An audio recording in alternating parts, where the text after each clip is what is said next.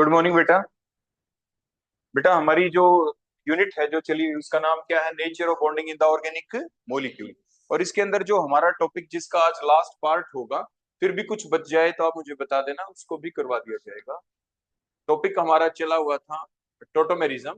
इसमें हम और सारी बातों को अब दोबारा नहीं बोलेंगे, हम डायरेक्ट अपने पॉइंट के ऊपर आ जाते हैं कि टोटोमेरिज्म की इंट्रोडक्शन, उसकी टाइप, वो कौन कौन से फैक्टर हैं जो डिफरेंट टोटोमर्स को अफेक्ट करते हैं, कौन कौन से टोटोमर बनेंगे, किस रेशियो में बनेंगे, कैसे डिटरमाइन करते हैं, वो सारी बातें देखने के बाद अब हमारा एक पॉइंट जो बचा हुआ था वो था अबाउट द मैकेनिज्म, कि ये जो टोटोमेरिज्म चलती है आखिर इसका मैकेनिज्म क्या होगा।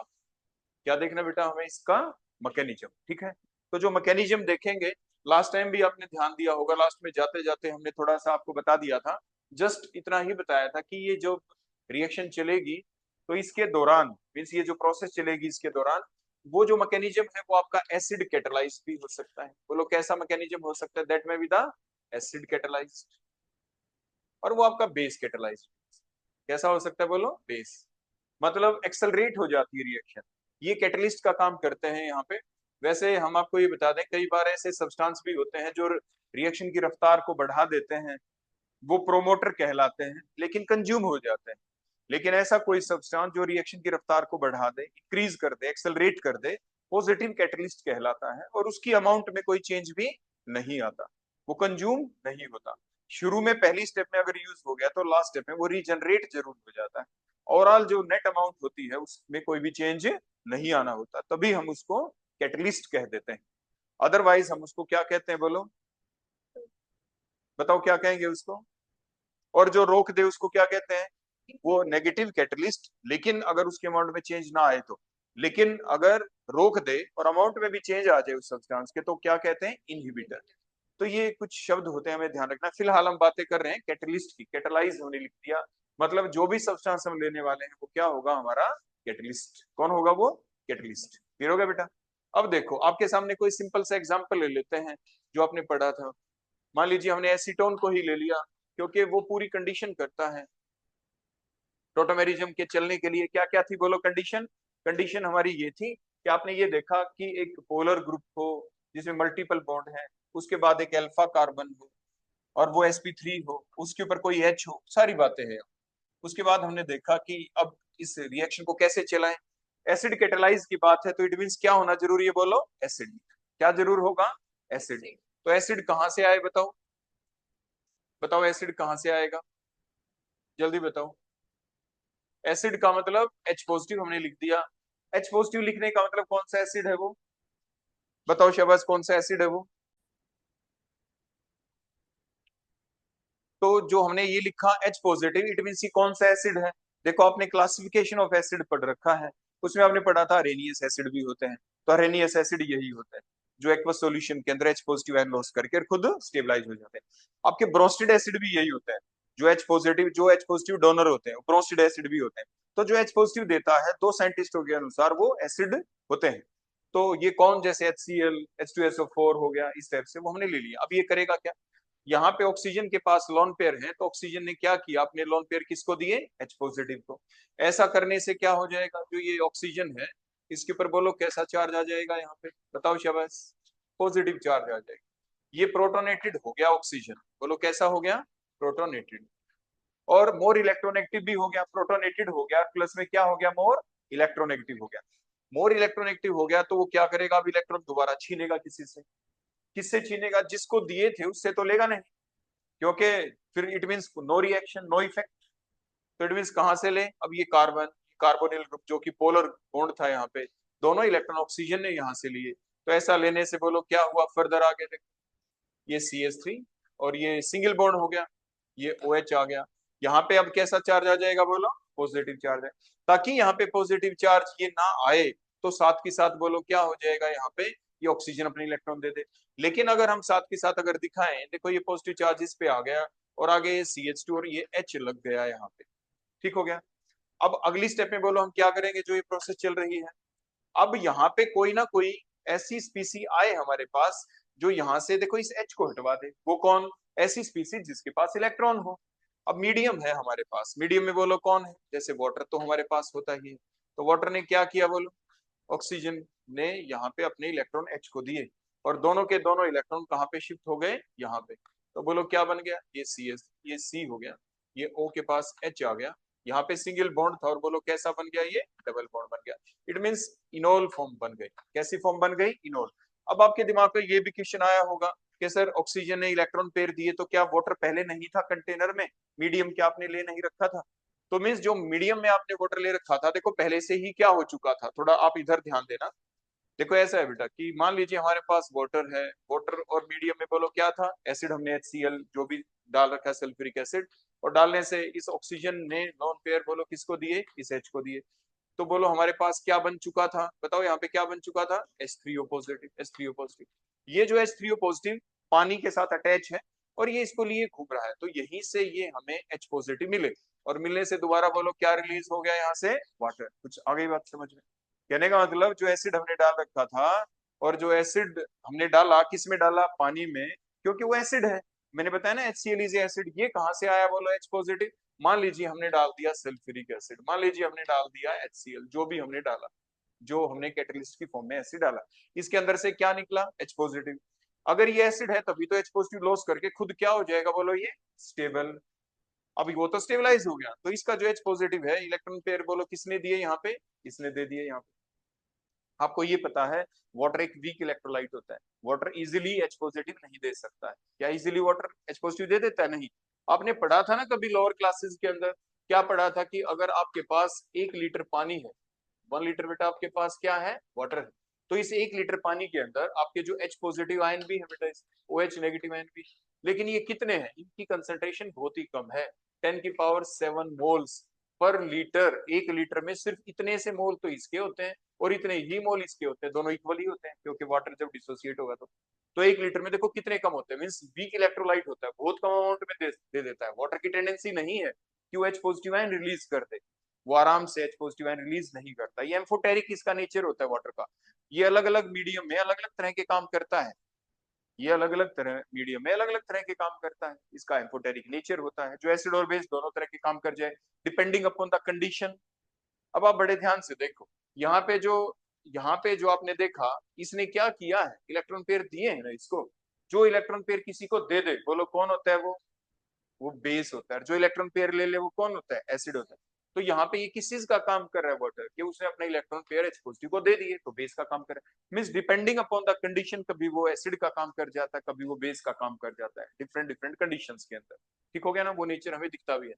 खैर ओवरऑल आपने देखा, शुरू में बोलो कैसी फॉर्म थी, ये कीटो फॉर्म थी। स्टेप बाय स्टेप हमने इसका मैकेनिज्म लिखा, और आगे जब ये प्रोसेस चली, पहली प्रोसेस फास्ट होती है, ये प्रोसेस फास्ट लिया और एकदम से ये इसमें बदल जाता है। आगे हमने इक्विलिब्रियम का साइन यहाँ पे शो कर दिया, क्लियर हो गया, फास्ट एकदम फास्ट आगे गई। उसके बाद इक्विलिब्रियम सेटअप हो गया और आपकी इनोल फॉर्म बन गई, कीटो फॉर्म एक इनोल फॉर्म है। और बोलो कौन सी मीडियम में हमने इसको शो किया, कन्वर्जन कौन से मीडियम में शो किया, एसिडिक मीडियम के अंदर, that is the keto enol tautomerism. क्या कहलाती है ये कीटो और enol, so called the keto enol tautomerism. ऐसे ही हम कोई दूसरी टोटोमेरिज्म लेते हैं, मान लो लेक्टम, लेक्टिम, या जो भी आपको नाम पहले बताए गए हैं, तो वो नाम रख देते। हमें उस बात से मतलब नहीं है कि ये कीटो इनोल है कौन सी है, बात यहाँ पे चली हुई है कि जो हम टोटोमेरिज्म को एक्सप्लेन कर रहे हैं उसका मैकेनिज्म हम कौन से मीडियम में कर रहे हैं, तो बोलो कौन से मीडियम में हमने किया, एसिडिक मीडियम। आपने ये भी देखा कि यहाँ पे जो ट्रांसफरेंस हुई है, यहाँ पे अगर हम इस, ये जो एटम है यहाँ पे H, ये मान लीजिए पहला एटम है, मैं आपको बता दी कोई आईपैक नेमिंग नहीं है, जैसे मैंने पहले बताया, ये फर्स्ट एटम है, ये सेकंड एटम है ना, सॉरी, ये पहला एटम है जिसके ऊपर ये H अटैच है, फर्स्ट एटम, और ये कैसा एटम है, सेकंड, और ये थर्ड है। तो आपने देखा कि ये जो H जिस भी एटम के ऊपर अटैच था, जिसको हमने नंबर 1 कह दिया, और अब ये जहां पे पहुंच गया उसी बेसिस पे अगर हम देखें तो ये 3 हो गया। तो ओवरऑल जो शिफ्ट हुई है इसके दौरान, बोलो वो कौन सी शिफ्ट हुई है, दैट इज द 1 3 शिफ्ट हो गई इसके दौरान। अगली बात कि शिफ्ट के दौर, वो जो शिफ्ट हुई है वो किसकी हुई है, वो H एटम की हुई है, एज H पॉजिटिव आयन हुई, H की शिफ्ट हुई है, H की शिफ्ट हुई है, लेकिन H पॉजिटिव की फॉर्म में हुई है। तो क्योंकि ये पॉजिटिव की फॉर्म में हुई है तो ये कैटायनोट्रोपी हो गई, बोलो कैसी हो गई, और क्योंकि H पॉजिटिव की ही हुई है इसीलिए इस कैटायनोट्रोपी को हम क्या कह देंगे, बोलो क्या बोला था, हाँ हाँ, तो आप इसे प्रोटोट्रोपी कह देंगे। आगे बेटा बात समझ में। तो ये हो गया मैकेनिज्म, कौन से मीडियम के अंदर, एसिडिक मीडियम के अंदर। अब हम उसके साथ के साथ अब हम देखेंगे बेसिक मीडियम में हम क्या करें।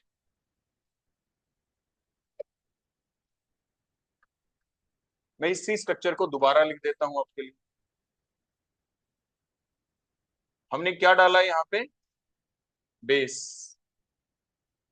बेस का मतलब OH नेगेटिव है, देखो ऐसे। बेस क्या देगा बोलो, OH। कौन सा बेस, सिर्फ अर्हेनियस बेस। अभी मैंने एक शब्द बोला था, आपको ध्यान होगा, जब एसिड की बात कर रहा था तो मैंने ये कह दिया आपको कि बेटा जो H पॉजिटिव देता है ना, वो दो साइंटिस्टों ने एक जैसी बात बोल दी। वो क्या, एक तो अर्हेनियस और दूसरा ब्रोंस्टिड। दोनों के अनुसार एसिड वो होता है जो H पॉजिटिव आयन लूज कर सकता है एक्वस सॉल्यूशन में और स्टेबलाइज हो जाता है। लेकिन अभी अगर आप उसी बात को अपने दिमाग में उठा लें और उसी को लेके अगर आप यहाँ पे पहुंच जाएं और आप ये कह दें कि मैंने जैसे आपके सामने बोला जो OH नेगेटिव आयन देके स्टेबल हो जाए अरेनियस के अनुसार वो बेस है, तो आप कहेंगे क्या सर ब्रोंस्टिड के अनुसार भी ऐसा है? ऐसा नहीं है। तो जो सिमिलरिटी पॉइंट है अरेनियस और ब्रोंस्टिड में वो सिर्फ और सिर्फ एसिड के बारे में है, ना कि बेस के बारे में।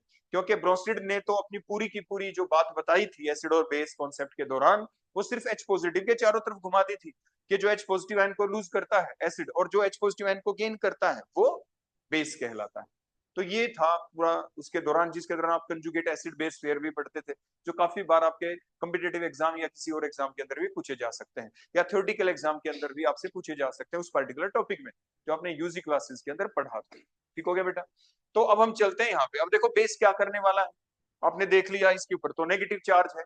जब नेगेटिव चार्ज है तो ये क्या करेगा बोलो, नेगेटिव चार्ज है तो किसी को देने की कोशिश करेगा।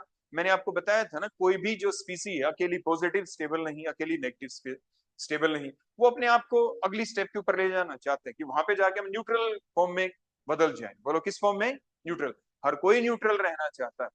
तो ऐसे ही देखो इसने OH नेगेटिव जो था ये आया कहां से, भाई बेस के अंदर से आया। मैंने बताया आप किसी कंटेनर में OH नेगेटिव आयन स्टोर नहीं कर सकते हैं, आप कहीं किसी कंटेनर में H पॉजिटिव स्टोर नहीं कर सकते हैं, न्यूट्रल स्पीसी ही होती है। इसका मतलब कोई कंपाउंड हमने डाला जिसके थ्रू हमें OH नेगेटिव आयन यहाँ पे मिल गए, मिस बेस। आप ये ना लिखना चाहें तो कई बार आप ऐसे भी लिख देते हैं, आप सिंपल बी लिख देते हैं, उसके ऊपर लोन पेयर दिखा दो या नेगेटिव चार्ज दिखा दो, मतलब बेस हो गया।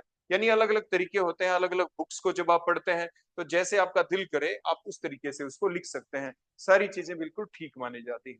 तो आपने क्या किया, बेस ने अपने इलेक्ट्रॉन इस H को दिए, H को देने के बाद बोलो आगे क्या हुआ, H ने अपने इलेक्ट्रॉन छोड़ दिए यहाँ पे। छोड़ने के बाद बोलो क्या बनी यहाँ पे species, CH3 C double bond O, और ये CH2 हो गया, और ये दोनों इलेक्ट्रॉन देखो कार्बन के पास रह गए, और कार्बन के ऊपर कैसा चार्ज आ गया बोलो, नेगेटिव चार्ज। अब प्रोसेस आपकी आगे चली, तो अब आगे कैसे चले, दोनों इलेक्ट्रॉन देखो यहाँ पे शिफ्ट हो गए, और इसके ऊपर बोलो कैसा चार्ज आ गया यहाँ पे, नेगेटिव चार्ज। देखो ऐसे ये O के ऊपर आ गया नेगेटिव चार्ज, और ये डबल बॉन्ड बन चुका है यहाँ पे। उसके बाद अब आगे क्या होगा, अब आगे ऐसा होगा, बड़े ध्यान से देखना और आप ही बताना मुझे, देखो कि जो चीज मैं लिख रहा हूँ वो ठीक है या गलत। अब क्वेश्चन ये आया कि यहाँ पे बोलो क्या मिल गया, H पॉजिटिव इसको चाहिए। अब वो H पॉजिटिव आए कहाँ से, जो यहाँ से रिलीज हुआ था। ये रिलीज किसके अंदर से हुआ था, वो OH नेगेटिव के अंदर से हुआ था, वाटर बन गया था। तो मीन्स जो भी हमारे पास ये वाटर था यहाँ पे, बोलो कौन था ये, वाटर था यहाँ पे। ठीक है। तो ये इलेक्ट्रॉन बोलो किसको दिए गए दोबारा से, इसी H को, देखो जो ये लेके गया था उसी H को, और दोनों इलेक्ट्रॉन बोलो किसके पास आ गए, ऑक्सीजन के पास। अब ये फाइनल स्ट्रक्चर आपके पास आ गई, CH3, ये O के ऊपर H जा लगा यहाँ पे, और ये डबल बॉन्ड हो गया, ये CH2। वो कीटो फॉर्म है, और ये कैसी फॉर्म हो गया आपकी, enol form. Keto enol tautomerism कहलाती है। क्या कहलाती, बोलो कीटो इनोल टोटोमेरिज्म। आगे बेटा बात समझ में।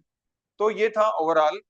आप ये भी कह सकते थे यहाँ पे, देखो आप क्या कह सकते थे, देखो आपको बताएं कि सर क्या हम ऐसा कर दें, अब चेंज देखते रहे ना, जो जो मैं आपको बता रहा हूँ, कि क्या सर हम ऐसा कर दें कि हमारे पास मीडियम में सर वाटर है, वाटर। ठीक है, मैंने कहा बिल्कुल ठीक बात है। अब जो आप सोचोगे वो मैं आपकी सोच के अनुसार यहाँ पे लिख रहा हूँ। तो आपने क्या किया कि सर ये ऑक्सीजन के पास देखो दो दो लोन पेयर थे, इसने अपना लोन पेयर दे दिया, देखो सर ठीक है ना। मैंने कहा बिल्कुल ठीक है, इसमें कोई गलत नहीं किया आपने। भाई मीडियम था, उसने अपने लोन पेयर दिए थे उसके पास, तो दे सकता है, दिए, और आपकी ये फाइनल अगली स्ट्रक्चर बन गई, इंटरमीडिएट बन गया। उसके बाद आगे प्रोसेस चली, इलेक्ट्रॉन्स की मूवमेंट हुई, इसके ऊपर नेगेटिव चार्ज आ गया। फिर आपने कहा सर क्या मैं अब यहाँ पे ऐसा लिख दूं, देखो यहाँ पे, क्योंकि ऑक्सीजन ने जब इसको इलेक्ट्रॉन पेयर दिए तो ऑक्सीजन के ऊपर बोलो कैसा चार्ज आ जाएगा, पॉजिटिव चार्ज। तो अब हमने क्या किया, ये ऑक्सीजन है, एक एच है, ये सेकंड एच है, ये थर्ड एच है, और इसके ऊपर बेटा क्या है यहाँ पे, पॉजिटिव चार्ज। पॉजिटिव दिखाया, आप कहेंगे सर इसके पास तो दो लोन पेयर थे, आप एक क्यों नहीं दिखा रहे। देखो कुछ चीजें अपने आप समझने की होती हैं कि इस ऑक्सीजन के पास जब दो लोन पेयर थे यहाँ पे, दो में से एक यूज हो गया तो एक तो बचा ही हुआ है, वो अंडरस्टूड होता है। अब ये क्या करेगा, ये दोबारा से न्यूट्रल फॉर्म में जाना चाहेगा, ये हाइड्रोनियम आयन बन गया ना बेटा यहाँ पे, हाइड्रोनियम आयन। तो ये हाइड्रोनियम आयन जो बना, ये क्या करेगा दोबारा से, ये नेगेटिव चार्ज है, नेगेटिव चार्ज तो क्या करेगा, ये अपने इलेक्ट्रॉन बोलो किसको देगा, उसी एच को, देखो जो यहाँ पे था, और इलेक्ट्रॉन दोबारा ऑक्सीजन ने ले लिए, और जल्दी ले लेगा क्योंकि उसकी खुद के ऊपर कैसा चार्ज आ गया, पॉजिटिव चार्ज, रिएक्शन जल्दी चल जाएगी। कहने का मतलब अब आपका मैकेनिज्म बिल्कुल प्रॉपर बन चुका है। मैंने ये दिखाया था कि जब भी हम इस मैकेनिज्म को करते हैं तो ये मैकेनिज्म फैसिलिटेट कैसे होता है। अगर हमारे पास जो मीडियम था, मीडियम मीन जो वाटर था हमारे पास, उसके द्वारा एक्सप्लेन करेंगे तो ये आ जाए, और कोई आपको ये कह दे कि भाई हमने बाहर से डाल दिया बेस, बाहर से हमने डाल दिया NaOH डाल दिया, हमने जो भी बेस उन्होंने कहा स्लाइट अमाउंट में डाल दिया, फिर कैसे करें, फिर उसके अनुसार लिख के दिखाओ के, फिर तो हमें पता ही है कि कौन इजिली इलेक्ट्रॉन देगा। देखो मैंने आपको पहले बताया कि जो वाटर होता है वो एक वीक इलेक्ट्रोलाइट होता है, वो अपने H पॉजिटिव आयन तो दे नहीं रहा, तो मीन्स कौन देगा, कोई बाहर से एसिड हमें डालना पड़ा। अब बेस की बारी आ गई, कौन इलेक्ट्रॉन पेयर जल्दी देगा, ये तो हमें पता ही है कि वाटर एक वीक इलेक्ट्रोलाइट है।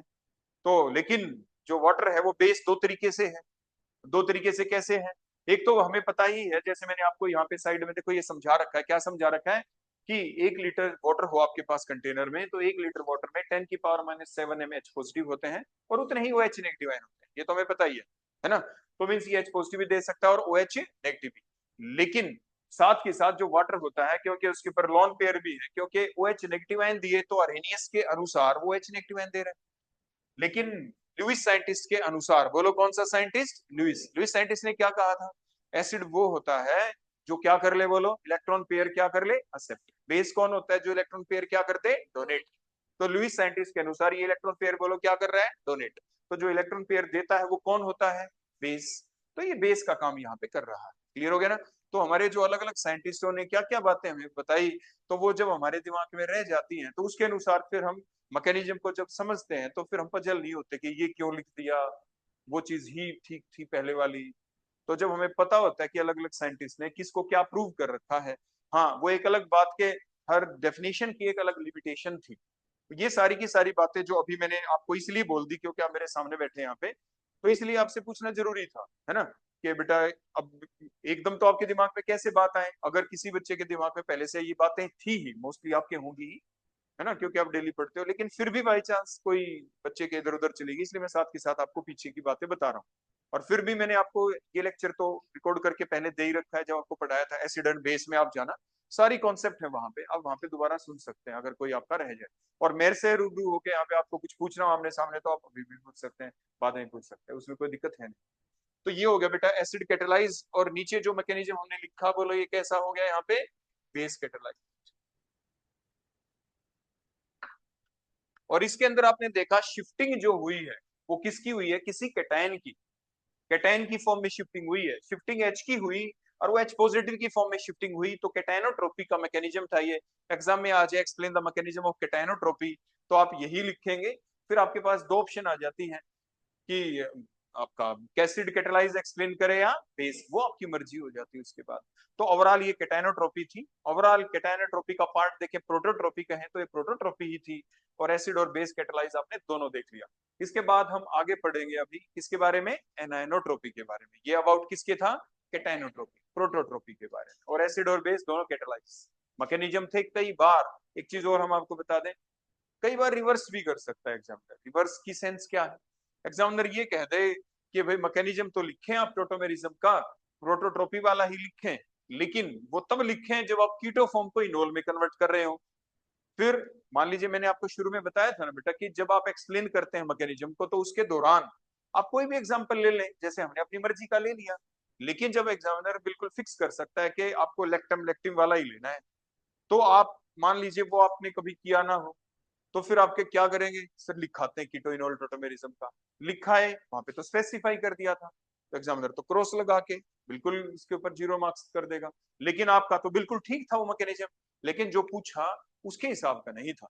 हाँ सिंपल आ जाता ना, एक्सप्लेन द मैकेनिज्म ऑफ यानी प्रोटोट्रोपी, और ये नहीं लिखा किसके अनुसार, तो आप बिल्कुल, आप फ्रीडम है आपके पास, आप कुछ भी लें। लेकिन कई बार जो एग्जामिनर है ऐसा काम कर देता है, वो खुद स्पेसिफाई कर देता है कि इस चीज को लेके एक्सप्लेन करें, तो आप पेपर में एग्जाम में आप उसी चीज को लेके ही एक्सप्लेन करेंगे, इस चीज का बेटा आप ध्यान रखेंगे। क्लियर हो गया? अब कोई भी डाउट बेटा, जो काम अभी हमने किया उसमें से कुछ पूछना हो आपके सामने है तो आप मेरे से पूछ सकते हैं।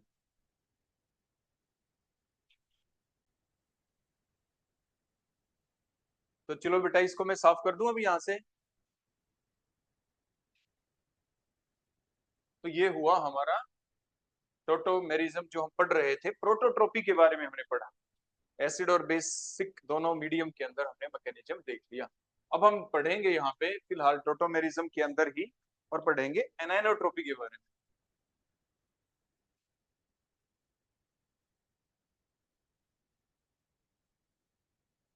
देखो एनाइनोट्रोपी के बारे में हम पढ़े उससे पहले कुछ छोटी छोटी बातें हम आपको बता देते हैं, ताकि आपके समझ में आ जाए वो बातें। कोई रिएक्शन होती है जिसे आप SN1 कहते हैं, कोई ऐसी आ जाती है जिसे आप SN1 डैश कहते हैं। देखो डैश छोटा सा लगा दिया, SN1 डैश, ठीक है बेटा। कोई ऐसी होती है जिसे SN2 कहते हैं, किसी को हम SN2 ऐसे डैश बोल देते हैं। कोई रिएक्शन ऐसी होती है जिसे SNI कह देते हैं, कोई रिएक्शन ऐसी होती है जिसे SNI ऐसे डैश कह देते हैं, है ना। तो खैर ये अलग अलग जो नाम आपके सामने, आखिर इनकी सेंस क्या है। देखो सेंस बड़ी सिंपल सी है, मैं आपके सामने मान लीजिए लिख देता हूँ, इस रिएक्शन को बड़े ध्यान से देखना और मेरे को बताते चले जाना कि हाँ सर हमने ऐसा पढ़ा था। तो देखो बेटा, मान लीजिए मैंने एक कार्बन लिया, ध्यान से देखना, मैंने ये आपके सामने कार्बन ड्रा कर दिया, ऑर्गेनिक केमिस्ट्री कार्बन ड्रा कर दिया। उसके बाद कार्बन की वैलेंसी आप सभी जानते हैं, कार्बन की वैलेंसी तो 4 होती है, कितनी होती है 4। तो हमने क्या किया, यहाँ पे कार्बन के यहाँ पे मैंने एक Cl लगा दी, सबसे पहले एक हेलोजन लगा दी। एल्काइल हैलाइड बनाने जा रहे हैं या एराइल हैलाइड बनाएंगे, क्या पता ये कार्बन बेंजीन का हिस्सा होगा या नहीं होगा, अभी तक तो सिर्फ सी लिखा है हमने। मान लीजिए मैं इसको बेंजीन रिंग बना दूं तो ये बेंजीन का हिस्सा बन जाएगा, क्लोरोबेंजीन बन जाएगा। अदरवाइज हमने क्या किया, ये कार्बन लेके और इसकी 4 वैलेंसी देखो मैंने आपके सामने ऐसे लिख दी, 4 वैलेंसी दिखा दी ना, यहाँ पे बोलो कितनी वैलेंसी हो गई, 4 वैलेंसी हो गई कार्बन की। तो ये जो 4 वैलेंसी यहाँ पे बन गई, इस कार्बन के ऊपर देखो स्लाइट पॉजिटिव चार्ज होगा, इसके ऊपर स्लाइट नेगेटिव चार्ज होगा। अब यहाँ पे हम क्या लगाएं, देखो फॉर एग्जाम्पल मान लीजिए मैंने यहाँ पे CH3 लिख दिया, और CH3 को बेटा मैंने ऐसे करके लिख दिया H, ऐसे करके लिख दिया। यहाँ पे मान लीजिए मैंने H लिख दिया, ये CH3 भी मैंने लिख दिया दोबारा, और दोबारा फिर CH3 लिख दिया बेटा मैंने, ऐसे लिख दिया। या मैं C2H5 लिख दूं, मैं ऐसा भी यहाँ पे कर सकता हूँ।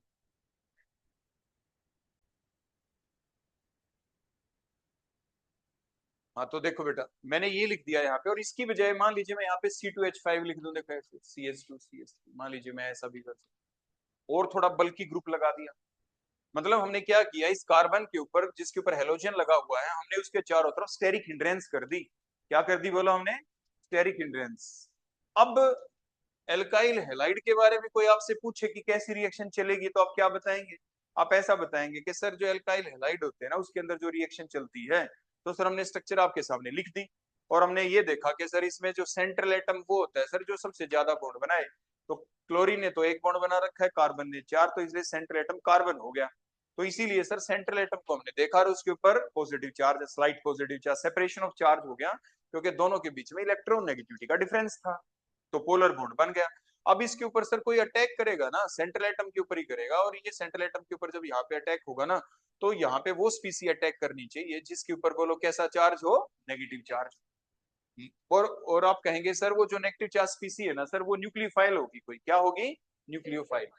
देखो ऐसे मैंने NU नेगेटिव से लिख दिया, वो कोई भी हो सकती है, OH नेगेटिव हो, CN नेगेटिव हो, वो कोई भी होगी, लेकिन वो ऐसी होनी चाहिए स्पीसी जो कि इसको रिप्लेस कर पाए।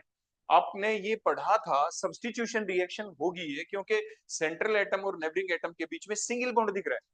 अगर सेंट्रल एटम और नेबरिंग के बीच में अगर सिंगल बॉन्ड दिखे तो सब्स्टिट्यूशन रिएक्शन।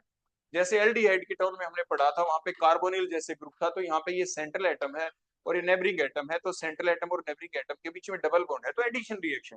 समझ रहे हो? तो सब्स्टिट्यूशन का मतलब क्या होता है कि कोई आए और ये हट जाए और वो लग जाए आगे, उसी को तो सब्स्टिट्यूट कहते हैं ना। जैसे क्रिकेट का मैच चल रहा है, सब्स्टिट्यूट आ गया उसका, फुटबॉल का मैच चल रहा है, उसको चोट लग गई, उसको बाहर बिठा दिया, उसकी जगह कोई आ गया, मतलब एक एटम हट जाए और दूसरा आ जाए। लेकिन यहाँ पे डबल बॉन्ड होने की वजह से तो क्या होता है कि क्योंकि दो बॉन्ड बने हुए हैं नेबरिंग एटम के, एक बॉन्ड अगर हम तोड़ भी देते हैं, ऐसे ब्रेक भी कर दें, नया एटम भी आ गया, जो भी आना था यहाँ पे कोई स्पीसी आ गई, और जो स्पीसी आई ये अभी भी अटैच है, वो हटा नहीं। सब्स्टिट्यूशन का मतलब क्या होता है, एक हटे और दूसरा उसकी जगह आके लगे। तो वो सिर्फ तभी संभव है जब कैसा बॉन्ड हो, बोलो, सेंट्रल और नेबरिंग एटम के बीच में सिंगल बॉन्ड। तो ऐसे हम बड़ी आराम से याद कर लेते हैं कि सब्स्टिट्यूशन रिएक्शन होगी, एडिशन रिएक्शन होगी। तो हमने ऐसा देखा और कि यहाँ पे सब्स्टिट्यूशन रिएक्शन ही होगी, और क्योंकि सेंट्रल एटम के ऊपर पॉजिटिव चार्ज है तो न्यूक्लियोफाइल ही अटैक करेगा, तो इसलिए न्यूक्लियोफिलिक रिएक्शन भी होगी। तो रिएक्शन का पूरा नाम बन गया न्यूक्लियोफिलिक सब्स्टिट्यूशन रिएक्शन। क्या नाम बन गया? अब क्वेश्चन ये आया क्या ये अटैक कर पाएगा कि नहीं, तो ये अटैक नहीं कर पाया न्यूक्लियोफाइल, क्योंकि सेंट्रल कार्बन एटम के चारों तरफ स्टेरिक हिंड्रेंस है। तो स्टेरिक हिंड्रेंस मतलब रुकावट है, ये यहाँ पे अप्रोच नहीं कर पा रहा। बेटा मैंने एक दिन आपको पहले बताया था ना, अटैक करने का मतलब ये नहीं है कि मान लीजिए मेरे पास चौक है, मैं इसको कहीं पे फेंक दूं तो वो वहां तक उस तक पहुंच गया, ये नहीं। यहाँ पे आपने पढ़ा है केमिस्ट्री के अंदर, attacking means formation of the bond. मतलब ये जो भी स्पीसी होगी ना बेटा यहाँ पे, ये क्या करेगी, इस कार्बन के साथ नया बॉन्ड बनाएगी। और बॉन्ड का मतलब आप पहले ही पढ़ चुके होते हैं, जो ऑर्बिटल्स होते हैं, ऑर्बिटल्स के अंदर इलेक्ट्रॉन्स होते हैं, उन ऑर्बिटल्स की क्या होनी होती है बेटा, ओवरलैपिंग। ओवरलैपिंग कब होगी, जब वो दो एटम एक दूसरे के नजदीक आएंगे, अप्रोच करेंगे, तभी तो उनके ऑर्बिटल एक दूसरे को अप्रोच करेंगे और आपस में उनकी ओवरलैपिंग हो पाएगी। ओवरलैपिंग का नेचर चाहे अलोंग द इंटरन्यूक्लियर एक्सिस हो के सिग्मा बॉन्ड बनाना हो, चाहे वो पाई बॉन्ड बनाना हो, वो एक अलग बात है। लेकिन ऑर्बिटल्स को नजदीक आना होगा, तभी उनकी ओवरलैपिंग होगी, और तभी हम कह पाएंगे कि वो कोवलेंट बॉन्ड बन गया। हम बातें कोवलेंट बॉन्ड की कर रहे हैं। कुछ बॉन्ड ऐसे होते हैं जो कोवलेंट नहीं होते हैं, जिनके अंदर थ्रू स्पेस इंटरेक्शन होनी होती है, जिनमें पॉजिटिव नेगेटिव के बीच इंटरेक्शन होनी होती है, जिसमें कोई ऐसा काम नहीं होना होता है, वो नॉन कोवलेंट टाइप की इंटरेक्शंस कहलाते हैं। फिलहाल हम बातें करें कोवलेंट बॉन्ड टाइप। ठीक हो गया? तो अब ये तो अटैक होगा नहीं, तो बेटा अब हुआ क्या, यहाँ पे कुछ ऐसा हुआ कि ये जो कार्बन था यहाँ पे निकल गया, बोलो क्या, Cl दोनों इलेक्ट्रॉन लेके बेटा चला गया पहली स्टेप के अंदर। तो कार्बन के ऊपर बोलो बेटा कैसा चार्ज आ गया, पॉजिटिव चार्ज आ गया। और यहाँ पे स्पीसी क्या क्या लगी हुई है, एक तो देखो CH3, एक CH3, और एक यहाँ पे बोलो कौन था, यहाँ पे CH2, और बोलो कौन, CH3। देखो ऐसा ठीक हो गया, ऐसा हो गया। अब उसके बाद अब जो अगली जो भी स्पीसी आएगी जिसे हम न्यूक्लियोफाइल कह रहे हैं, क्योंकि ये हाइब्रिडाइजेशन इसकी sp2 हो गई, प्लेनर स्ट्रक्चर हो गई, तो ये अटैक आगे से भी कर सकता है और ये अटैक पीछे से भी कर सकता है। आगे से अटैक करने के चांस कम होंगे, क्योंकि उधर से तो ये निकल रहा है, निकला ही है, नेगेटिवली चार्ज स्पीसी है, तो जिस साइड से नेगेटिवली चार्ज स्पीसी निकली उसी साइड से इसके अटैक करने के चांस कम होंगे। तो बैक साइड अटैक ज्यादा और फ्रंट साइड अटैक थोड़ा कम। मतलब दो प्रोडक्ट बनेंगे, एक आगे अटैक करने वाला और एक पीछे वाला, अनइक्वल अमाउंट में बनेंगे, क्योंकि आगे से अटैक करने के चांस क्या हुए, कम। तो उसे कहते हैं रेसिमिक मिक्सचर, लेकिन पार्शियल रेसिमिक मिक्सचर होगा। 50-50 में बनता, 50 पीछे अटैक 50 आगे अटैक, तो हम कहते हैं complete racemisation, complete racemic mixture होता। लेकिन यहाँ पे पार्शियल रेसिमिक मिक्सचर बनेगा। ऐसा मिक्सचर जिसमें दो बनने वाले प्रोडक्ट 50-50 अमाउंट के अंदर होते हैं, वो रेसिमिक मिक्सचर होता है। लेकिन वो तभी होता है रेसिमिक मिक्सचर, मैं आपको फिर बता दूं, तब हम ये शब्द आया कहां से, तभी होता है जब इस कार्बन के ऊपर ये ग्रुप ना होके, यहाँ पे जो मैंने CH3 लिखा, यहाँ पे कोई और होता, मान लीजिए C3H7 मैं लिख दूं, और यहाँ पे बेटा मैं क्या लिख दूं, C3H7, देखो ऐसे लिख, क्योंकि हमारे पास जो भी स्पीसी आगे बनेगी इसके अटैक करने के बाद, वो कायरल सेंटर होना चाहिए। कायरल मींस ऐसा कार्बन जिसके ऊपर चारों ग्रुप अलग अलग। अब देखो मैंने सारे ग्रुप अलग कर दिए, ये Cl कुछ अलग था, ये कार्बन अलग, मिथाइल है, ये इथाइल है, ये प्रोपाइल है, कर दिया ना मैंने चारों। अब आगे कायरल सेंटर भी दोबारा बनेगा, और जो भी बनेंगे ऑप्टिकली एक्टिव कंपाउंड होंगे दोनों के दोनों, और ऑप्टिकली एक्टिव होंगे तभी वो पर्टिकुलर हम शब्द यूज कर पाएंगे रेसिमाइजेशन। क्योंकि जो दो प्रोडक्ट बनेंगे फ्रंट और बैक साइड अटैक वाले, वो पीपीएल को, प्लेन पोलराइज लाइट को, एक राइट में रोटेट करवाएगा और एक लेफ्ट में। अगर वो इक्वल अमाउंट में होते तो क्या होता, ओवरऑल नेट जो मिक्सचर होता वो रेसमिक मिक्सचर क्यों होता, क्योंकि एक जो 50% जो कंपाउंड था वो दूसरे 50% के असर को खत्म कर चुका होता। ओवरऑल हम कह देते जो रेसमिक मिक्सचर है वो आपका ऑप्टिकली इनएक्टिव है। कैसा, ऑप्टिकली इनएक्टिव। तो इसीलिए ताकि आप पजल ना हो, इसलिए मैंने कार्बन के ऊपर चारों के चारों ग्रुप अलग लगा दिए यहाँ पे, ताकि हम उस वर्ड की सेंस को समझ पाए कि जो मैं बोल रहा था अभी आपके सामने। सर नहीं तो आप ही कह देते मुझे, सर रेसिमाइजेशन वर्ड तो प्रॉपर हम तभी यूज कर सकते हैं ना जो पीपीएल को घुमाए और सर वो तो तब घुमाएंगे कंपाउंडों के अंदर घुमाएंगे जिनके अंदर कायरल सेंटर हो। सर इसके अंदर तो कायरल सेंटर बन ही नहीं पाएगा। आपने एक जैसे ग्रुप लगा दिए ताकि वो बात आपके दिमाग में से उठती, आप मुझे कहते तो उससे पहले मैंने इनको अलग करके, और आपके दिमाग में वो इमेज बनी रहनी चाहिए जो पहले आप लोअर क्लासेस में पढ़ के बना के आए हैं, इसलिए मैंने उनको चेंज कर दिया। क्लियर हो गया बेटा इतना? अब वो चीज हमने यहां तक समझ ली कि अटैक ऐसा हो जाएगा, ये SN1 रिएक्शन थी। क्यों? क्योंकि इस रिएक्शन की जो पहली स्टेप थी उसमें सिर्फ एक रिएक्टेंट मॉलिक्यूल इन्वॉल्व था, so it is called the SN1 because in the first step of the reaction only one reactant molecule, that is that particular alkyl halide, that is only involved। ये involve नहीं हो पाया, ये attack कर देता, एक ही step में दोनों हो जाते, अटैक इसका अटैक हो जाता, ये यहाँ से रिलीज हो जाता, तो हम उसे SN2 कहते। बोलो फिर हम उसे क्या कह देते? SN2। लेकिन नहीं हुआ, पहली स्टेप में एक ही रिएक्टेंट मॉलिक्यूल की इन्वॉल्व SN1। अब देखो मैं क्या चेंज कर रहा हूँ, देखो बेटा बड़े ध्यान से देखना। अब मैंने ऐसे कर दिया, जो यहाँ पे आपको दिख रहा है ये इथाइल ग्रुप, मैंने इस इथाइल का यहाँ से एक H हटाया और यहाँ पे मैंने CH2 लगा के यहाँ पे डबल बॉन्ड क्रिएट करवाया। कैसा बॉन्ड क्रिएट करवा दिया? Double bond. देखो यहाँ पे हमने डबल बॉन्ड बेटा क्रिएट करवा दिया ना डबल बॉन्ड क्रिएट। अब डबल बॉन्ड क्रिएट करवाने से हुआ क्या? अब ये कार्बोकेटाइन तो बन गया। अब ये जो कार्बोकेटाइन बना, अब इसके बनने के बाद जो न्यूक्लियोफाइल अब जो अटैक करेगा उसके अटैक करने की प्रोबेबिलिटी अलग अलग हो गई। वो कैसे? अब जो आने वाला जो न्यूक्लियोफाइल है, अब देखो जब संभावना बनती है ना, संभावना किसी भी चीज की बनती है, मान लीजिए आप पढ़ने के लिए यहाँ पे आए हो, आपको दिख रहा है कि ये मेरे लिए बेटर ऑप्शन है, मुझे ऐसे कर लेना चाहिए, ये मेरे लिए अच्छी ऑप्शन है, मुझे ऐसे कर लेना। जो आपके लिए बेटर ऑप्शन आपको समझ में आएगी ना, भले ही मुझे समझ में ना आए, क्योंकि आपके बारे में आप खुद बेटर जानते हैं, तो आप उस काम के ऊपर थोड़ा ज्यादा जोर देंगे और दूसरे के ऊपर थोड़ा कम, है ना? आप वहीं पे अटैक करना कोशिश करेंगे जहाँ पे आपको दिखता है मेरी यहाँ पे ज्यादा सक्सेस रेट है मेरा। तो ऐसे ही यहाँ पे जो हमारा न्यूक्लियोफाइल आएगा, इस कार्बन के ऊपर अगर वो अटैक करे तो इसके चारों तरफ तो देखो कितने बल्कि बल्कि ग्रुप भी हैं अभी की बजाय, अगर वो न्यूक्लियोफाइल आने वाला न्यूक्लियोफाइल क्या कर दे, वो जो भी हम डालें वो यहाँ की बजाय वो न्यूक्लियोफाइल आके, आप देखें बड़े ध्यान से, रेजोनेंस की कंडीशन हो चुकी है, ये रेजोनेंस स्टेबलाइज स्ट्रक्चर बन चुकी है। कैसे हुई रेजोनेंस स्टेबलाइजेशन? ये एटम जिसपे पॉजिटिव चार्ज है डबल बॉन्ड के साथ ऑल्टरनेटिवली प्रेजेंट है, जब ऑल्टरनेटिवली प्रेजेंट है तो क्या संभावना बन गई, इसके अंदर देखो ये रेजोनेंस चल गई, ये दोनों के दोनों इलेक्ट्रॉन क्योंकि ऑल्टरनेटिवली प्रेजेंट थे, इसकी मूवमेंट इधर हो गई।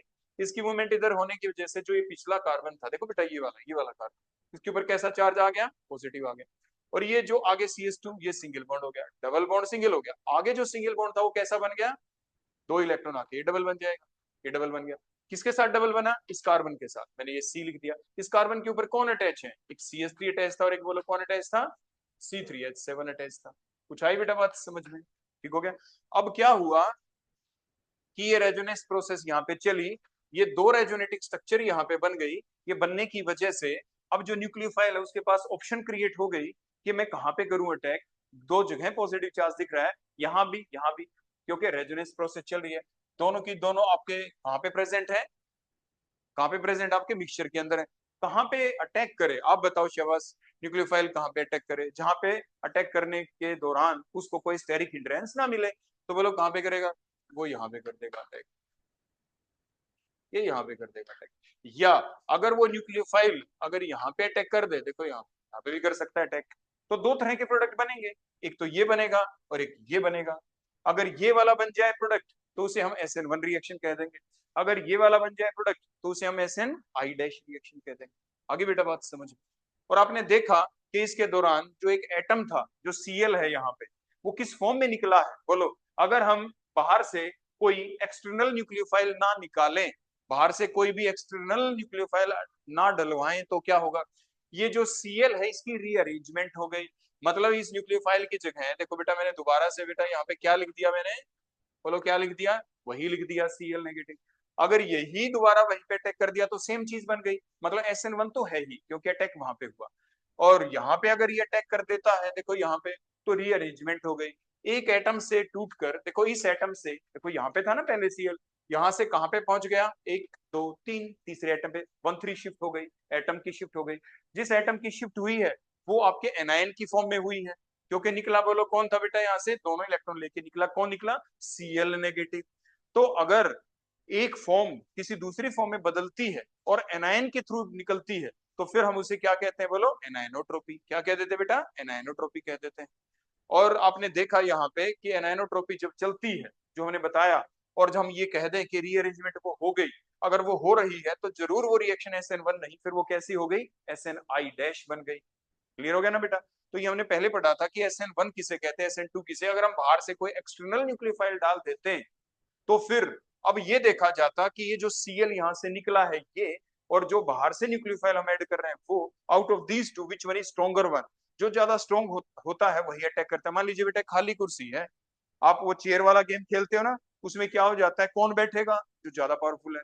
मान लीजिए वो चल रहा था, उसने उसको टक्कर मार दिया, खुद बैठ गया वहां पे। मतलब सर्वाइवल ऑफ द फिटेस्ट, जो आपकी बायोलॉजी के अंदर भी लेमार्किज्म जो थ्योरी थी जिसके दौरान आपने पढ़ा था। तो सिमिलरली यहाँ पे अगर न्यूक्लियोफाइल एक से ज्यादा होते तो प्रोडक्ट और ज्यादा बन जाते। फिलहाल हमें पढ़ना था टोटोमेरिज्म के अनुसार, और उस टोटोमेरिज्म के अंदर हमें क्या देखना था, हमारी एनाइनोट्रोपी। और ये एनाइनोट्रोपी का एग्जाम्पल बन गया, और वो एग्जाम्पल SNI के थ्रू आप समझ पाए। ठीक हो गया बेटा? क्लियर हो गई बातें? ठीक है, यहां तक किसी बच्चे को कोई डाउट तो बेटा मेरे से पूछे।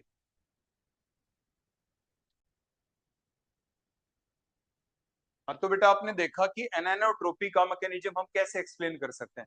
फिलहाल आपने सीखा the mechanism of the enantiotropy through SN1 dash. बोलो किसके थ्रू? Through SN1 dash. अब देखो मैं ज्यादा कुछ चेंज करूंगा नहीं, मैं चेंज इसी के अंदर कर दूंगा जो मुझे करना है।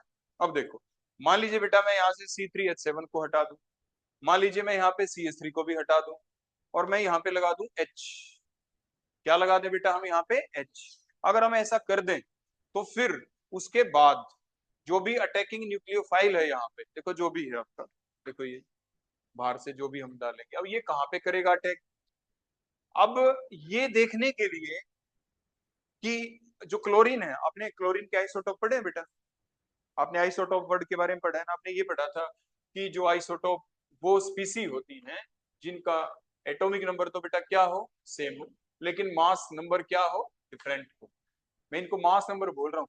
और न्यूमेरिकल निकालते वक्त मैंने आपको बताया था कौन सा मास नंबर यूज किया जाता है, उसी को मास नंबर फिर कह दिया जाता है जो स्टेबलेस्ट आइसोटोप हो। हम ये कहते हैं वाटर का मोलिकुलर मास बताएं कितना है, आप हमेशा क्या करते हैं, आप ऐसा करते हैं कि H2+16 लिख देते हैं ऐसे, हमेशा देखो ऐसे 2+16 ऐसा क्यों कर देते हैं? क्योंकि ये जो 2 है ना, ये जो 2 लिखा, क्योंकि दो है हाइड्रोजन, लेकिन मास कौन सा, ये वाला मास, ये वाला नहीं लिया, क्योंकि जो सबसे स्टेबलेस्ट आइसोटोप है वो यही है, उसी का मास हमने इसके अंदर ले लिया। अब ये 16 क्यों लिया? क्योंकि ऑक्सीजन के भी जो आइसोटोप होते हैं, ऑक्सीजन 16, ऑक्सीजन 17, ऑक्सीजन 18, सबसे स्टेबलेस्ट आइसोटोप 16 वाला ही है, तो उसी को उसका मास नंबर कहा जाता है। आपसे कभी बाई चांस मान लीजिए पूछ लिया जाए कि सर जब हम वाटर का मास लिखते हैं तो उसके दौरान आप ये क्यों नहीं लेते 16, 17, 18, इस वट इट मीन्स कि उसके अंदर H2O के अंदर जो H है वो H11 वाला H है, क्योंकि उसी की रेशो नेचर के अंदर सबसे ज्यादा है। H12 वाला नहीं है, 13 वाला नहीं है, उसकी रेशो बहुत ही कम है। मान लीजिए फिर आप ये कहेंगे सर क्या हम उसको नेग्लेक्ट कर सकते हैं, वो हो ही ना।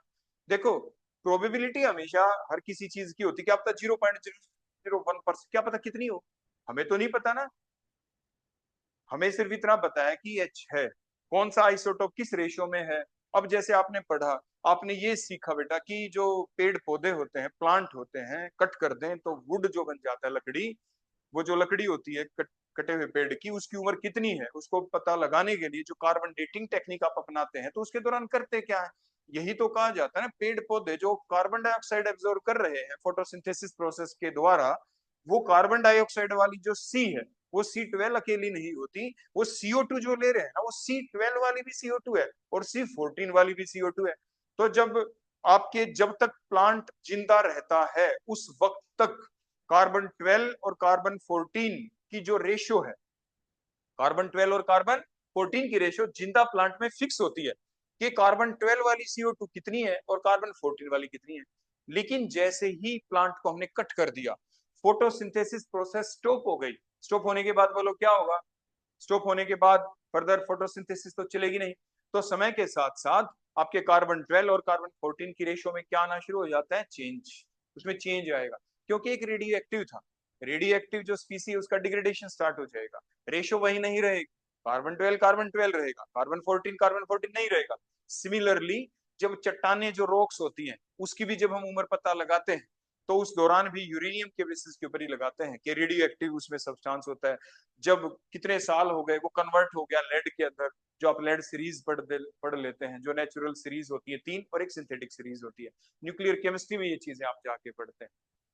खैर, हम अपने मुद्दे से दोबारा आ जाते हैं यहीं पे। तो हुआ क्या बेटा, अब ये जो न्यूक्लियोफाइल है ना, दो पॉसिबिलिटी है अटैक करने की। दो क्या, या तो इसी जगह पे कर दे अटैक और रिएक्शन हो जाए।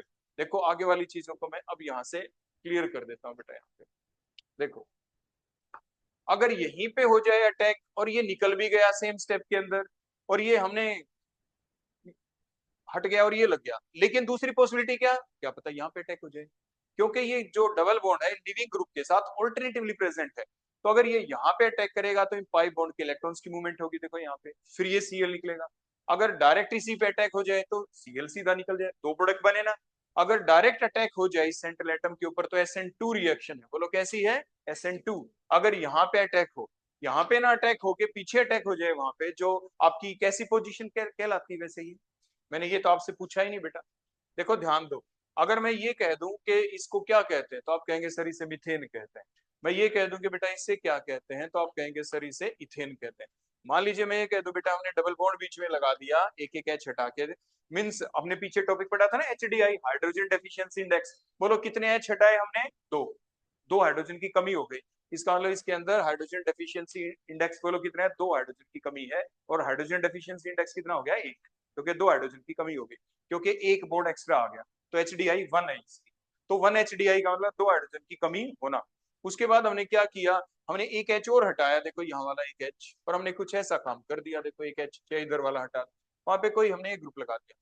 जो ये ग्रुप लगाया इसका अगर मैं एक एच हटा दूं और उसको हटा ही रहने दूं, विनाइल ग्रुप कहलाता है ये। अगर हमने CH3 लगा दिया, अब ये प्रोपीन बन गई यहाँ पे।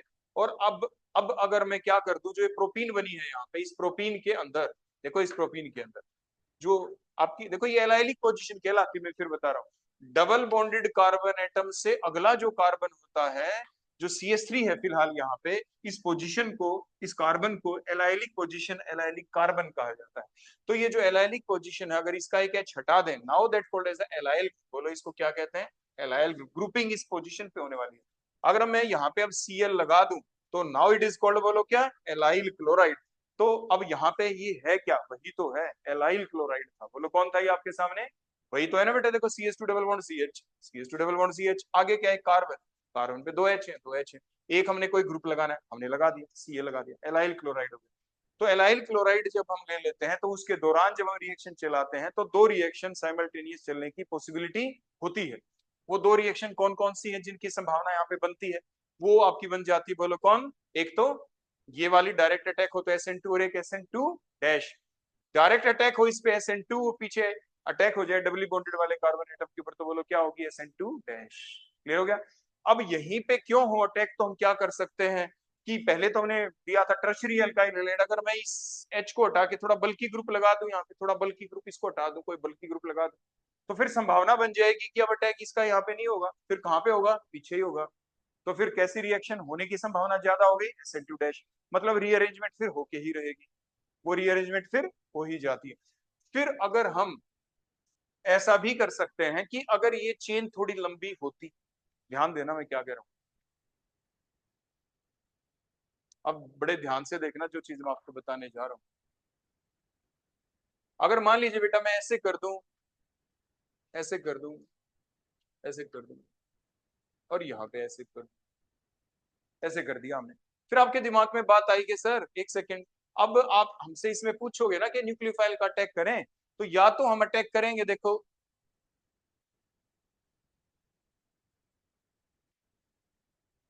ऐसे भी कर दिया, चलो स्टेरिक इंट्रेंस भी क्रिएट करवा दी इसके ऊपर, ठीक हो गया ना।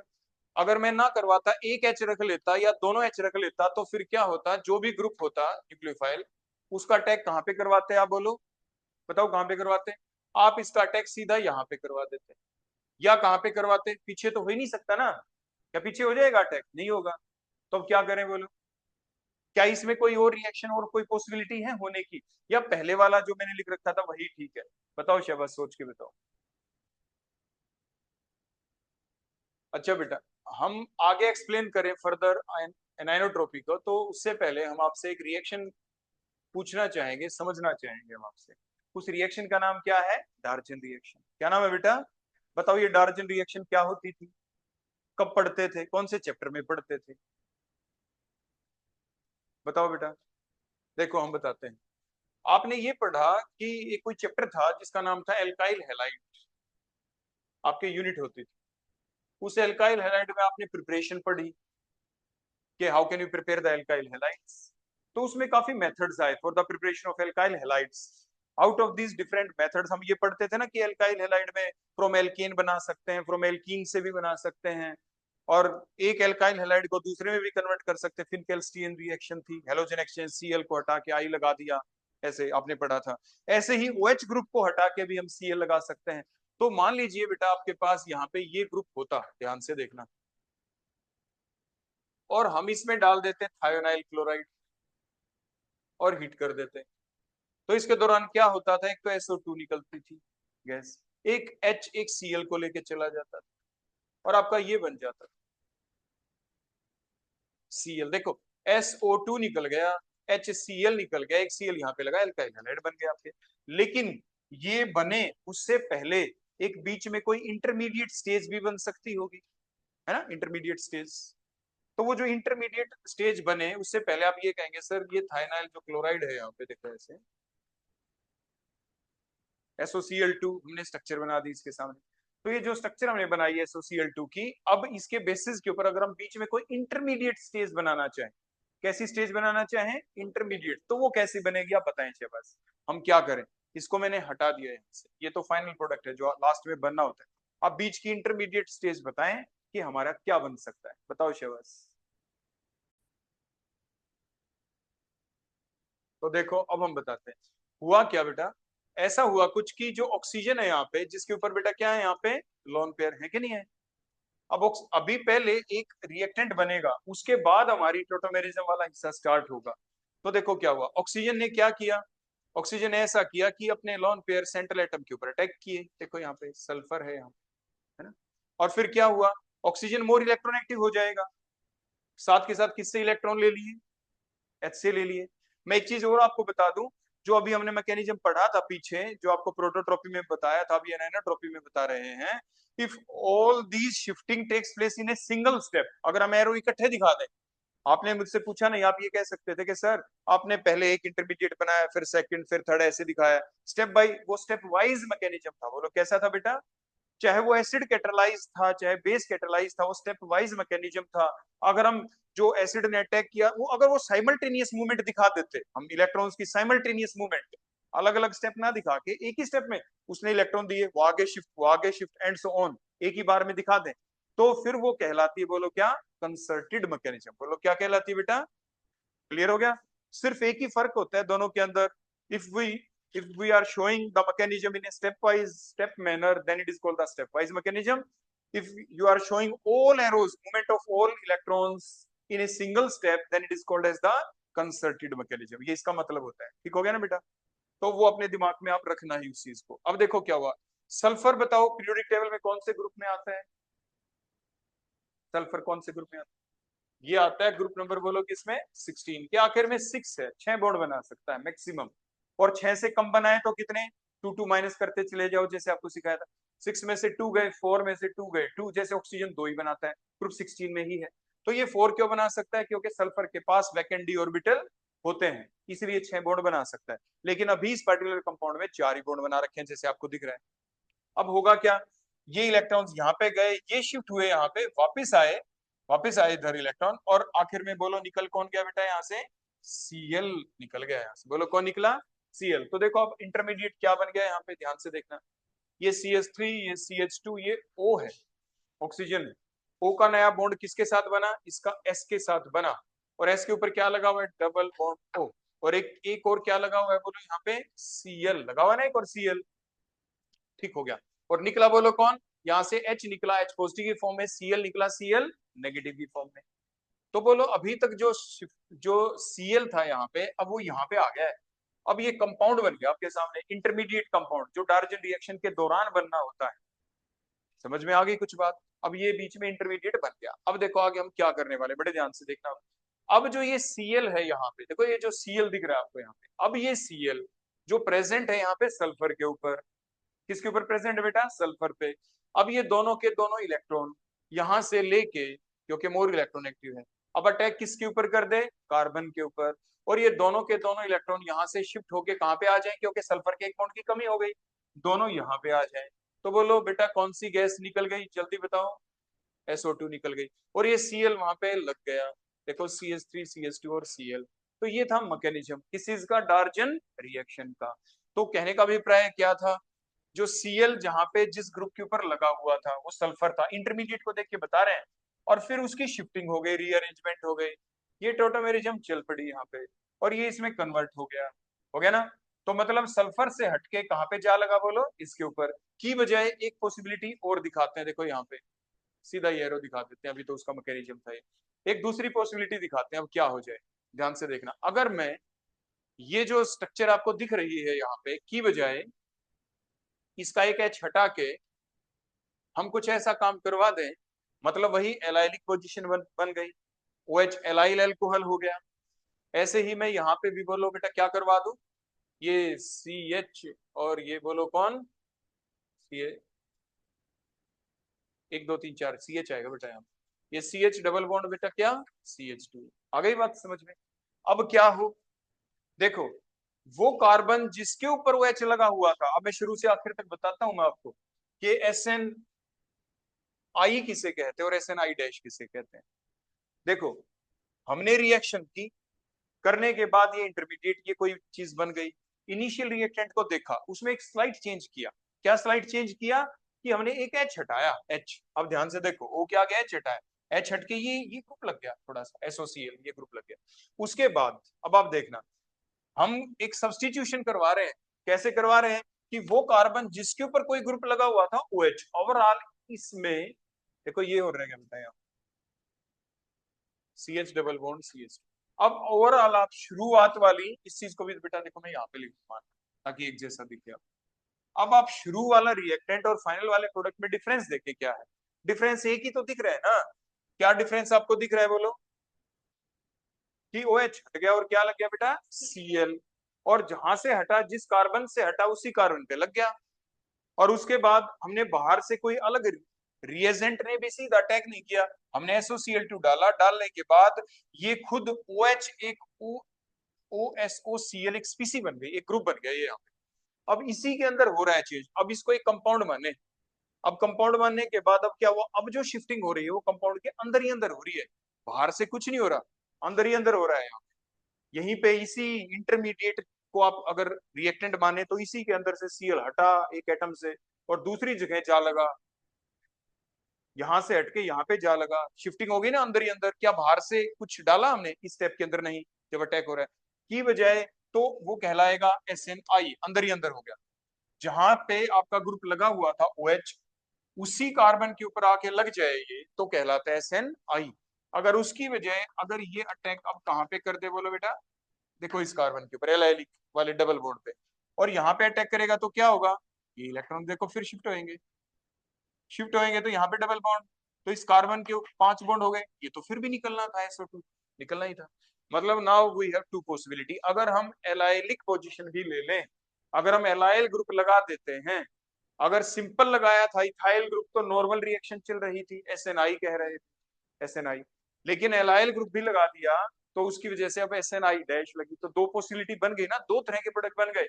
एक तो प्रोडक्ट बनेगा ये कब बनेगा, जब अटैक यहाँ पे ही हो, इसी Cl निकल गए यहीं पे अटैक कर दे, या अटैक यहाँ पे करते, तो अब जो दूसरा प्रोडक्ट यहाँ से बन सकता है, बोलो वो क्या बनेगा, ये CH है, यहाँ पे इस CH2 के ऊपर बेटा क्या लग गया, Cl, और ये जो सिंगल बॉन्ड था ये कैसा हो जाएगा, CH2 बन गया ना यहाँ पे। लेकिन अब ये दोनों अलग अलग दिख रहे हैं एक जैसे दिख रहे हैं, बताओ शाबाश, दोनों एक जैसे दिख रहे हैं या अलग अलग, दोनों अलग अलग दिख रहे हैं, देखो, या सेम, बिल्कुल सेम दिख रहे हैं, देखो ना, CH2 double bond CH, CH2 double bond CH, आगे CH2 आगे Cl, एक जैसे ही बन गए, बिल्कुल सेम है। तो अगर हमें एक्सप्लेन करना हो कि ये अलग अलग हैं, तो अब हम क्या करें, किसी एक H को हटा दो और वहां पे बोलो क्या लगा दो, CH3। इस H को हटा दो और बेटा यहाँ पे क्या लगा दो, CH3। इस H को हटा दो और यहाँ पे क्या लगा दो, CH3। इस कहां पे गया एच, ये वाला था ना बेटा। हाँ, इस एच को हटा दो और यहाँ पे क्या लगा दो, CH3। अब बताओ ये सेम बना या अलग अलग, अभी बताओ शहबाज जल्दी से, कैसा है अब, अभी भी सेम है। अब अगली पॉसिबिलिटी बताता हूँ, देखो इसलिए आपको स्टेप बाय स्टेप बता रहा हूँ मैं सारी चीजें। इसका तो यहीं पे हमने एच रखा, अब ये जो CH2 है ग्रुप जिसके ऊपर OH लगा हुआ था, यहाँ का एक एच हमने हटाया और इसके ऊपर बेटा क्या लगा दिया हमने, CH3। ये जो CH2 था इसका एक एच हटाया और हमने बेटा यहाँ पे क्या लगा दिया, CH3। हमने जो ये ग्रुप है देखो ये वाले यही थी ना बेटा पोजीशन, यहाँ पे क्या लगा दिया, CH3। ये वाला था ना बेटा, यहाँ पे हमने क्या लगा दिया, CH3। देखो ध्यान से देखो, ये आपको दिख रहा है बेटा, ये CH दिख रहा है ना, CH देखो ये रहा CH। CH के ऊपर कौन दिख रहा है ऊपर, CH3 देखो दिख रहा है। उसके बाद किसने अटैक किया, Cl ने यहीं पे, देखो Cl भी आ गया ना। अब ये देखो, अब ये बताओ दोनों सेम है या अलग अलग, बताओ बेटा, अब दोनों सेम है या अलग अलग, जल्दी बताओ। अब दोनों अलग अलग बन गए ना, अलग अलग। कहने का मतलब अगर हम एक ऐसा रिएक्टेंट ले लें जो हमने यहाँ पे ले लिया, और वो ऐसा रिएक्टेंट हमने लिया जिसमें वो कार्बन जिसके ऊपर OH था उसके ऊपर हमने H ना रख के उसकी सब्स्टिट्यूशन कर दी वहां पे, अगर ये रिएक्टेंट लेते हैं तो हमारे पास पॉसिबिलिटी है दो प्रोडक्ट बनने की, या तो SNI चलेगी या SNI डैश। अदरवाइज अगर हम इसकी यहाँ पे सब्स्टिट्यूशन ना करते, यहाँ पे CH3 ना लगाते, तो चाहे SNI चले चाहे SNI डैश चले, हमें पता ही नहीं चल पाता कि कौन सी रिएक्शन चली, कौन सा मैकेनिज्म चला, SNI चला या SNI डैश चला। लेकिन इसका तरीका पहला तो यही था जो मैंने आपको बताया कि वो कार्बन जिसके ऊपर OH था उसके ऊपर सब्स्टिट्यूशन कर दी, हमारे दो प्रोडक्ट अलग अलग बन जाएंगे, तो फिर हमें पता चल जाएगा कि हाँ SNI भी चली है और SNI डैश भी चली है, या अकेली SNI चलेगी। क्योंकि जो प्रोडक्ट बनेंगे, जो मिक्सचर ऑफ प्रोडक्ट बनेगा उनकी रेशो देख लेंगे कौन कितनी रेशो में बना। या दूसरा काम हम क्या कर सकते हैं, हम यहाँ पे Cl की ही तो रिप्लेसमेंट करवा रहे हैं, हम क्या कर लें, हम दो तरह के ये कंपाउंड डाल दें थायनाइल क्लोराइड, दो टाइप के, एक ऐसा डाल दें जिसे रेडियो एक्टिव लेबलिंग टेक्निक कहते हैं, एक C35 और एक C37। तो उससे भी हमें पता चल जाएगा कि दो तरह की Cl लगी मिलेंगी, या तो 35 वाली या 37 वाली। खैर फिलहाल आपने देखा कि दो तरह के प्रोडक्ट बन सकते हैं। नीचे वाली जो रिएक्शन चली इसको आप क्या कह देंगे, SNI डैश, और जो ऊपर वाली जो रिएक्शन चलेगी ऐसे तो उसको हम क्या कह देंगे, SNI। क्लियर हो गया। रीअरेंज्ड प्रोडक्ट को, जितने भी रीअरेंज थे, नॉर्मल प्रोडक्ट बने SNI कह रहे थे, नॉर्मल बने SN2 कह रहे थे, नॉर्मल बना तो SNI कह रहे थे। नॉर्मल की बजाय अगर रीअरेंज्ड प्रोडक्ट बन जाता है, वो रीअरेंज्ड कब बनता है, जब हम यहाँ पे एलाइलिक ग्रुप ले रहे थे। तो जब भी रीअरेंज प्रोडक्ट बनेगा तो SNI अगर चल रही थी तो उसके कंपैरेटिव में SNI आपने देखने को मिली, SN2 की बजाय SN2 डैश देखने को मिली, और यहाँ पे SNI की बजाय क्या देखने को मिली, SNI डैश। और इन सभी में आपने देखा जो मूवमेंट हुई है ओवरऑल, यहाँ पे जो Cl निकला, Cl नेगेटिव ही फॉर्म में निकला। इसको अगर हम इंटरमीडिएट से स्टार्ट करें तो आगे जो हमारी प्रोसेस चली, जिसमें अब हम क्या लगा देंगे बोलो, यहाँ पे इक्विलिब्रियम का साइन भी हम लगा सकते हैं, और हम कह देंगे ये एक टोटोमेरिज्म चल गई, ये हिस्सा हमारा टोटोमेरिज्म का था, एक जगह से निकला और दूसरी जगह पे जा लगा। लेकिन हम इसको एक्चुअल में टोटोमेरिज्म इसलिए भी नहीं कह पा रहे हैं, बोलो किस लिए नहीं कह पा रहे हैं, क्योंकि टोटोमेरिज्म के दौरान जो कॉन्स्टिट्यूएंट जो स्ट्रक्चर होती है, जो number of carbon atom, number of सारे एटम, वो क्या रहने चाहिए, बिल्कुल सेम। तो इसीलिए इस बेसिस के ऊपर आपने देखा कि कोई जो ग्रुप लगा था वो हट गया और दूसरा लग गया। लेकिन फिर मैं बता रहा हूं, हमारी रिएक्शन यहां से स्टार्ट हुई, यहाँ पे एंड हुई है। रिएक्टेंट को देखो, बीच में डले हुए प्रोडक्ट को, बीच में डले हुए रिएजेंट को ना देखें वो क्या हुआ बीच में, तो शुरुआत को देखा, एंड को देखा, फिर पता चला कि जितने कार्बन एटम शुरू में रिएक्टेंट में थे उतने ही फाइनल प्रोडक्ट के अंदर हैं, और एक ही फर्क के एक आपका जो ग्रुप था OH वो हट गया और कोई दूसरा ग्रुप आके लग गया, Cl और Cl। लेकिन फिर वही बात आ जाती है यहाँ पे कि सर जो कॉन्स्टिट्यूएंट स्ट्रक्चर है वो ओवरऑल तो सेम रहनी चाहिए, है ना। एटम वहां पे OH है तो यहाँ पे भी OH ही आना चाहिए था। तो कई तरह की इंटरमीडिएसी है, लेकिन फिर भी हमें इस चीज को यहाँ पे ध्यान रखना ही होगा कि जब भी हम एनाइनोट्रोपी पढ़ रहे हैं, नाम तो एनाइनोट्रोपी हो गया, ये SNI डैश जो एनाइनोट्रोपी जैसी ही है, कि जैसी ही है बोलो, एनाइनोट्रोपी जैसी है। क्योंकि शिफ्टिंग दिखा रहे हैं हम, एक एटम एक एनाइन की फॉर्म में दिखा रहे हैं एक जगह से दूसरी जगह के ऊपर। तो ये बेटा ओवरऑल थी सारी की सारी आपकी nucleophilic substitution reaction, SN reaction है सारी। और वो रीअरेंज्ड वालियों के ऊपर डैश लगा देते हैं, बिना रीअरेंज्ड वाली रिएक्शन सिंपल लिख देते हैं। तो आपकी 6 टोटल रिएक्शन थी, ये आपके यूजी में भी थी और अभी आपके पीजी के अंदर भी थोड़ा सा आपको पढ़ने को मिल गया। अब यहाँ तक किसी बच्चे को कोई डाउट है तो मेरे से पूछ सकता है। तो बेटा आज के लिए इतना ही काफी, और पढ़ेंगे नेक्स्ट टाइम अगले टॉपिक के साथ, अगली क्लास में आपसे फिर मिलेंगे। ओके बेटा, थैंक यू।